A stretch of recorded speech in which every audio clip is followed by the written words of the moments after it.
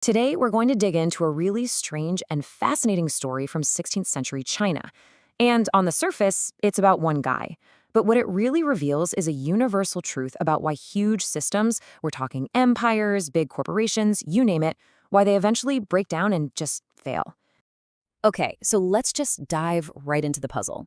The year is 1587. We're in the middle of China's Ming Dynasty. A very senior government official named Hai Rui passes away. You'd think there'd be some mourning, right? Nope. Instead, his colleagues, pretty much from top to bottom, all breathed this massive collective sigh of relief. So the question is, why on earth were they so happy that he was gone? To get that, we really need to meet the man himself. Now, if you look in the history books today, Hairu is painted as this absolute hero, a shining symbol of integrity. But back in his own time, he was seen as something completely different. They called him a workplace nuclear weapon. So what was his great crime? It wasn't that he was corrupt. It wasn't that he was bad at his job. It was that he actually did his job exactly, and I mean exactly, as the rules said he should. He took the official government handbook with all its lofty ideals and treated it like gospel. And for that, everybody hated his guts. And this really gets to the heart of his whole tragedy. You see, his integrity wasn't just a personal virtue, it acted like a giant mirror. A mirror he held up to everyone else, and it reflected all their hypocrisy, all their corner cutting, all their quiet corruption. And let's be honest, nobody likes having a mirror shoved in their face. So how did things really work back then? Well, to survive, let alone get ahead, in the Ming Dynasty's bureaucracy, you had to understand that there were two sets of rules. There was the official employee handbook, and then there was the real handbook, the one that actually mattered. And this just lays out the conflict perfectly. On one side, you have the official rules. Think of it like the mission statement on a corporate poster, you know? Serve the people, be honest, inspiring stuff. But on the other side, you had the real rules, the unwritten ones that were whispered from person to person. Those were the rules that actually determined your fate. This was basically the secret motto of the entire system. It was this unspoken agreement that, hey, everybody's taking a little extra on the side, so don't be a saint. And everybody's kind of phoning it in, so for goodness sake, don't be an overachiever. It's how the whole machine kept running. And Hai Rui? Oh man, he just completely ignored this motto. Take this one story. It's almost painful to hear. His boss, a really high-ranking official, comes to visit. Now, the custom is to throw a huge, fancy banquet. Hai Rui serves him vegetables and tofu. Why? Because that's what the official government regulations specified for a meal. His boss left hungry, insulted, and absolutely humiliated. Hai Rui followed the rules and pretty much torpedoed his own career in a single dinner. So, this is the really crucial question. Why did these unspoken rules even exist in the first place? Why was the whole system built on this layer of hypocrisy? Well, it turns out it wasn't an accident. It was a fatal flaw, baked right into the system's design. Let's just look at the hard numbers for a second. Let's take a county magistrate. Now, this was a big deal job. Think of it like being a mayor, a judge, and a police chief all rolled into one. Responsible for thousands of people. You'd think the pay would be pretty good, right? Well, what was the official salary? That's it, 45 taels of silver for the whole year. Now, this number isn't just some random piece of trivia. This tiny, absurd number, it is the key that unlocks this entire mess. It explains everything. Because that salary was basically a joke when you look at the actual costs of doing the job. The government expected you to pay for your own staff, your secretaries, your clerks, the whole team, out of your own pocket. You had to host visiting bosses, pay for your own travel, cover all the networking gifts. Oh, and maybe, support your own family?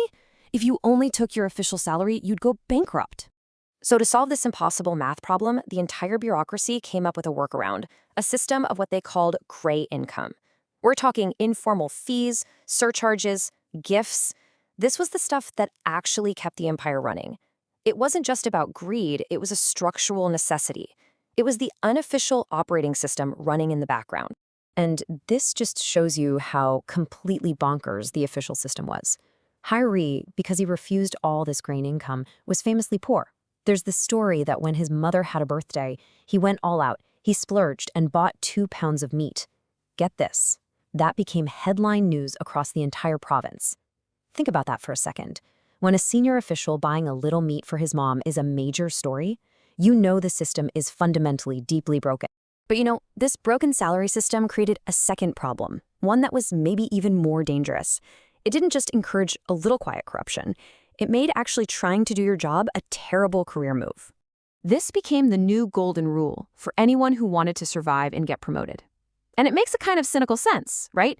If you take action, if you try to change things, you create risk. You might fail, you might step on someone's toes, but inaction is perfectly safe. Do nothing and you can't make any mistake. And this is basically how they perfected the art of doing nothing.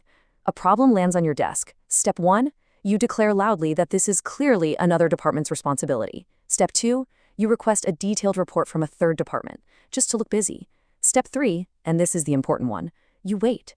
You just wait until the problem either goes away by itself or so much time has passed that everyone's forgotten what the problem was in the first place. Genius, right? So when Hyrie came along and actually started trying to solve real problems, dredging rivers, reforming taxes, holding powerful people accountable, the system didn't fire him. That would make him a martyr.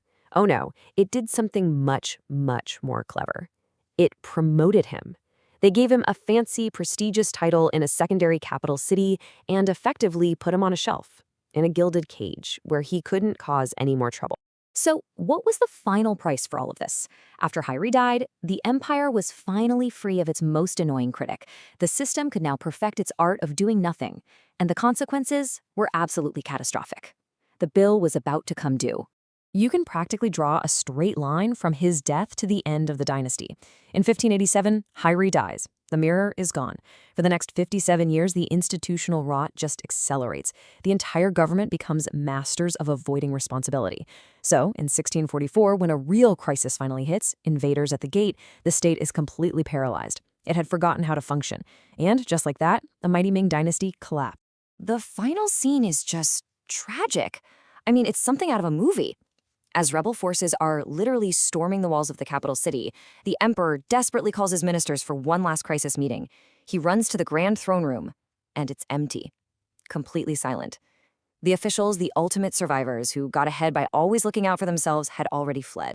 And this, right here, hits the nail on the head. The collapse wasn't an accident. It wasn't the fault of one bad emperor. It was the predictable, logical result of a system that had spent a century systematically punishing competence and rewarding mediocrity. It had weeded out every single Hyrie and was left with no one who could have saved it. And that's what brings this 400-year-old story crashing right into our world today. It leaves us with a really uncomfortable question to think about. For our own workplaces, our own institutions, when a system prioritizes running smoothly over hearing hard truths, it gets rid of its troublemakers, sure. But it might also be getting rid of the only people who can save it when a real crisis finally comes.